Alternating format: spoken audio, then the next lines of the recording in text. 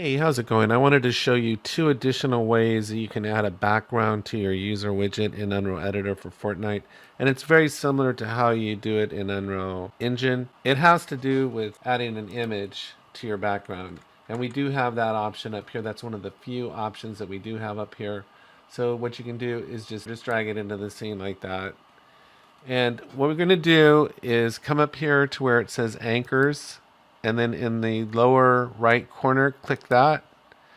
And you'll see the image remains small, but that's because of these offset values here.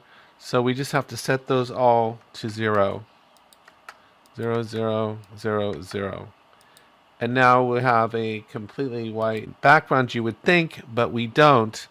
The reason why is if we come down here to image, you'll see that it says draw as image, and there is no image. So what we have to do, if we just want to have a solid color background, is change this to box. And now we'll have whatever color background we want. So if I change this to, let's say I change this to black, we'll have a completely black background if I were to publish this. So in the compile and save that, come over here and you'll see here this little thumbnail. If you see it like this on the thumbnail, then that's what you'll see if we were to run Fortnite. Now that's how you could do a solid background image. If you wanted to change this, let's say to a photograph, which would be super cool, right? Just all you have to do is import a photograph, and then it'll come in as a texture, and this one is just called image 6. So we'll come back into the widget blueprint. We'll look for that image here.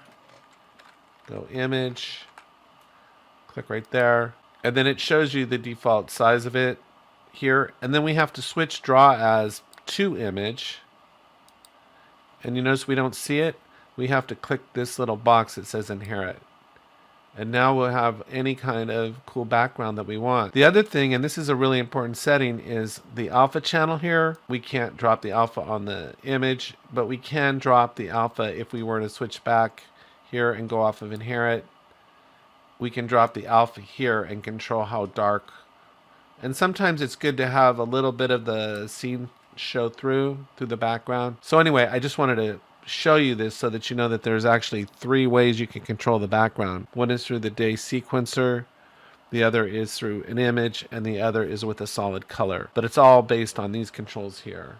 So if I go compile and save, and let's say I'll go ahead and switch this to image, and then I go into, well, I got to compile again.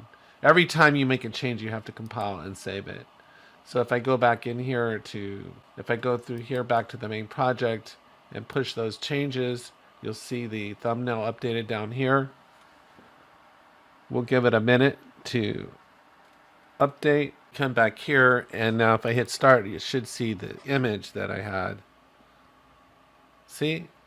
It's super cool. It gives us total control now. So anyway, I hope you found this helpful. Take care, and I'll talk to you next time.